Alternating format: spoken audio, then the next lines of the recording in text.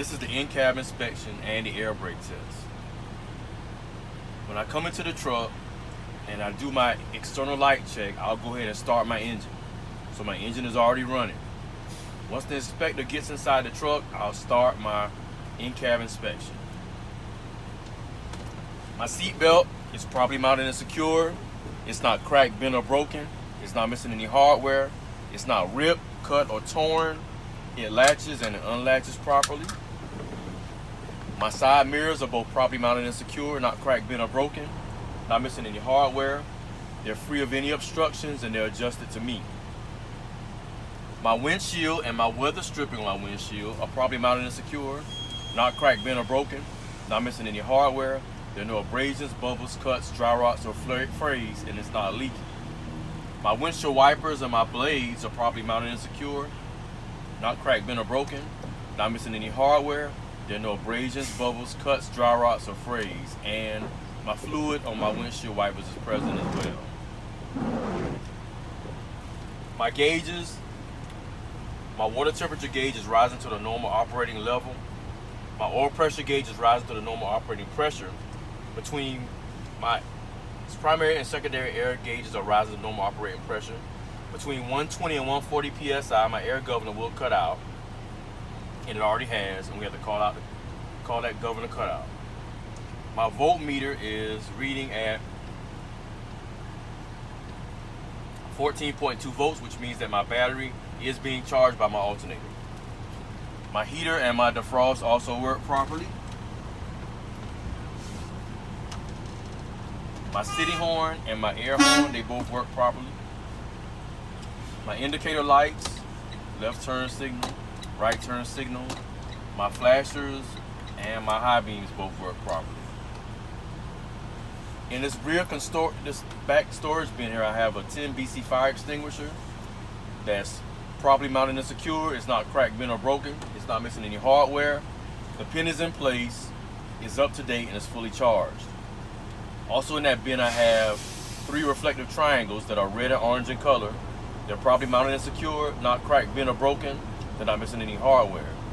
In this upper compartment here, I have 6 spare fuses that are present. And now, that completing my in-cab portion of my pre-trip inspection, I'll start on my air brake test. First, I'll turn my engine off. My wheels have already been chopped, so I'll put the key back in the on position. My gauges will do a sweep when they go from right to left. And I'll begin by performing my first of my 5 air brake tests. My first test is the 4 PSI air loss test. That states that I can't lose more than 4 PSI in this combination vehicle in 1 minute's time. So I'll push in my spring valves.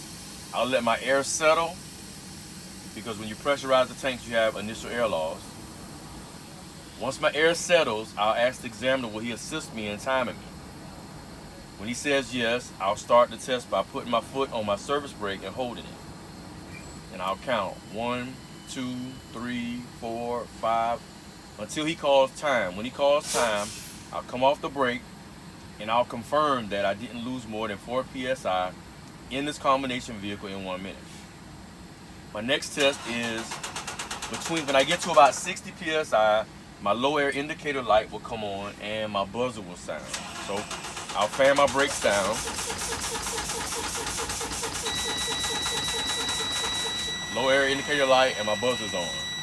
I'll continue to fan my brakes down for my next test, because between 40 and 20 PSI, my spring valves will pop out. Make sure you keep your eyes on these valves to see when they pop out.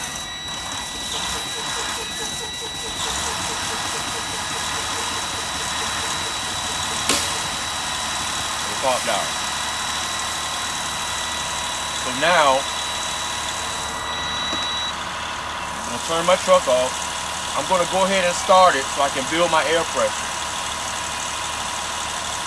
So I'll perform a safe start by my transmission is in neutral and my spring valves are popped out.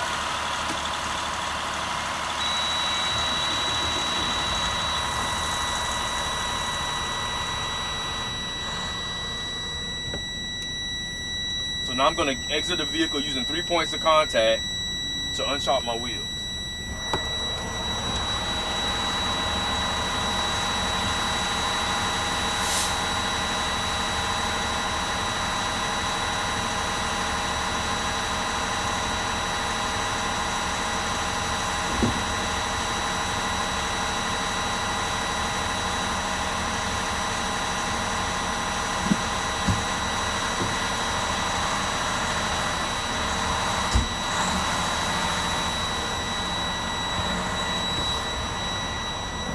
So now I'm back in the vehicle.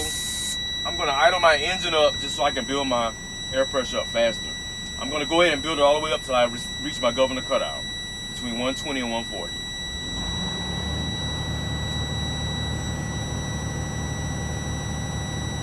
Now at this point, while you're waiting on the air pressure to build up, if there's anything that you feel you missed externally or internally, you can bring it to the examiner's attention at this time while you're building this air pressure up.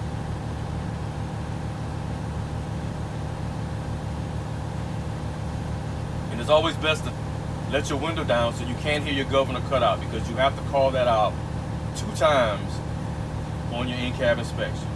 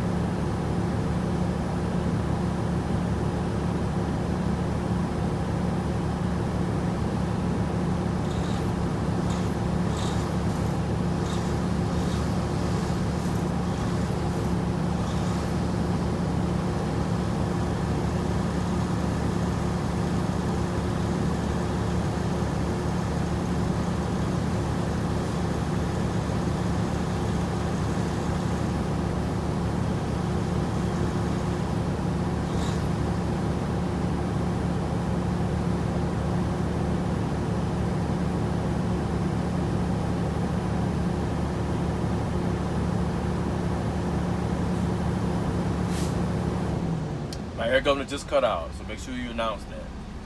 Now my 4th test is my tug test, which I'll test each brake individually. First I'll test my tractor brake.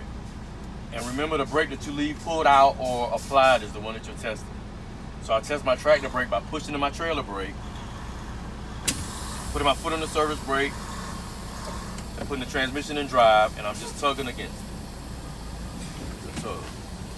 I'll do the same thing for my trailer. I'll push my tractor brake in, put my transmission in drive, and I'll tug them. So those work like they should. My 5th and final test is my service brake test, where I'll push both my spring valves in, I'll put my transmission in drive, and I'll pull forward.